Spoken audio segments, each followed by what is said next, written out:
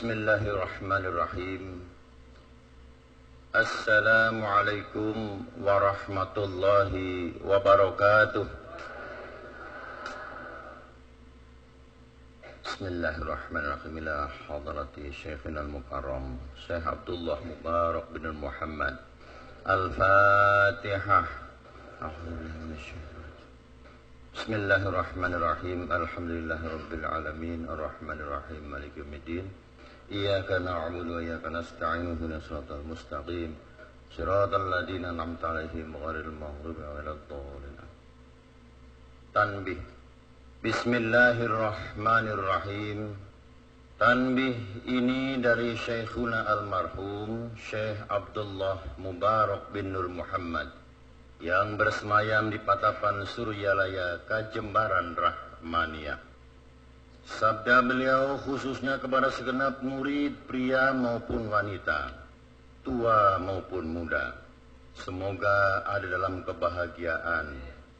Dikaruniai Allah Subhanahu wa Ta'ala kebahagiaan yang kekal dan abadi.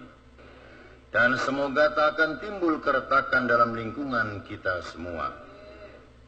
Demikian juga semoga pimpinan negara bertambah kemuliaan dan keagungannya, supaya dapat melindungi dan membimbing seluruh rakyat dalam keadaan aman, adil dan makmur, zahir maupun batin.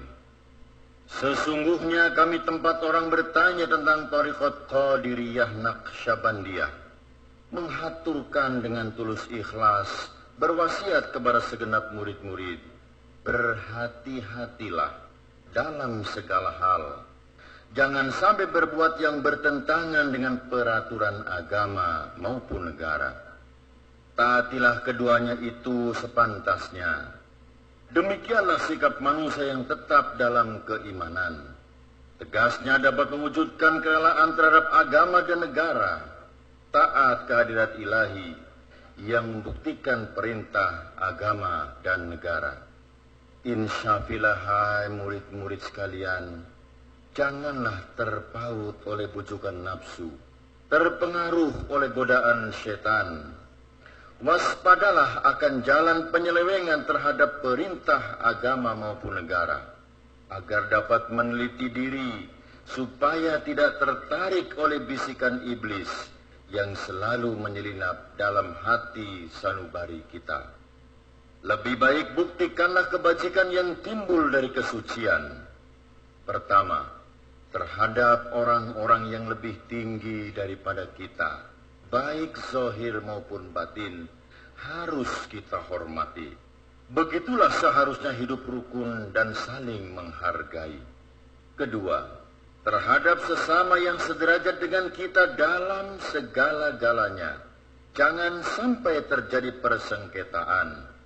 Sebaliknya harus bersikap rendah hati, bergotong royong dalam melaksanakan perintah agama maupun negara. Jangan sampai terjadi perselisihan dan persengketaan, agar kita tidak terkena firman Allah, azabun alim, yang berarti duka nestapa selama-lamanya, dari dunia sampai akhirat, badan payah, hati susah.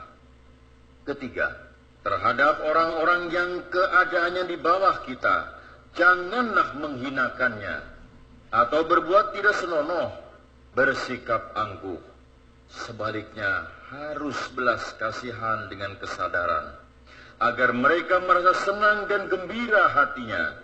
Jangan sampai merasa takut dan liar, bagikan tersayat hatinya.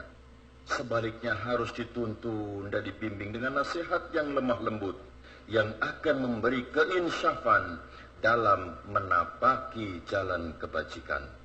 Keempat, terhadap fakir miskin harus kasih sayang, ramah tamah, serta bermanis budi, bersikap dermawan, mencerminkan bahwa hati kita sadar. Coba rasakan diri kita pribadi, betapa pedihnya jika dalam keadaan kekurangan. Oleh karena itu, janganlah acuh tak acuh, hanya diri sendirilah yang senang. Karena mereka jadi fakir miskin itu bukannya kehendak sendiri, namun itulah ketentuan Tuhan.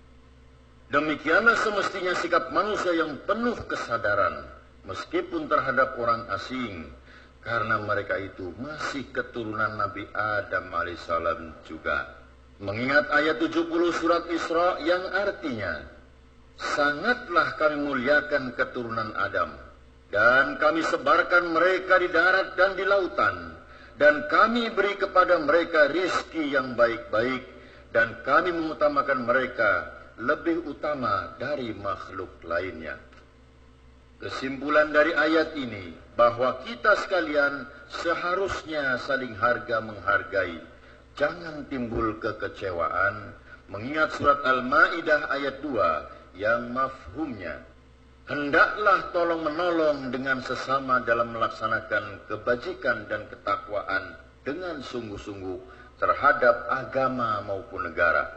Sebaliknya janganlah tolong menolong dalam berbuat dosa dan bermusuhan terhadap perintah agama maupun negara. Adapun soal keagamaan itu terserah agamanya masing-masing. Mengingat surat Al-Kafirun ayat 6, agamamu untuk kamu, agamaku untuk aku. Maksudnya jangan terjadi perselisihan. Wajiblah kita hidup rukun dan damai, saling harga menghargai. Tetapi janganlah sekali-kali ikut campur. Cobalah renungkan pepatah luhur kita, Sinalogor dina liang jarum, ulah sereg di buana. Hendaklah kita bersikap budiman, tertib dan damai. Andaikan tidak demikian, pasti sesal dahulu pendapatan, sesal kemudian tak berguna. Karena yang menyebabkan penderitaan diri pribadi itu adalah akibat dari amal perbuatan diri sendiri. Dalam surat An-Nahl ayat 112 diterangkan bahwa Tuhan yang Maha Esa telah memberikan contoh, yakni tempat maupun kampung, desa maupun negara, yang dahulunya aman dan tenteram, gemah, ripah, loh cinawi. Namun penduduknya, penghuninya mengingkari nikmat-nikmat Allah. Maka lalu berkecamuklah bencana kelaparan, penderitaan, ketakutan, dan sebagainya, yang disebabkan sikap dan perbuatan mereka sendiri. Dengan demikian, hendaklah segenap murid-murid bertindak hati-hati dan teliti, arapik, tilik, jeung pamilih, dalam segala jalan yang ditempuh, guna kebaikan zahir batin, dunia maupun akhirat, supaya hati tenteram, jasad nyaman. Jangan sekali-kali timbul persengketaan, tidak lain tujuannya budi utama, jasmani sempurna, cager bager. Tiada lain amalan kita tariqat Qadiriyah Naqsyabandiyah, amalkan dengan sungguh-sungguh guna meraih segala kebaikan zahir batin, menjauhi segala kejahatan zahir batin yang bertalian dengan jasmani maupun rohani, yang selalu diselimuti bujukan nafsu, digoda oleh perdaya setan.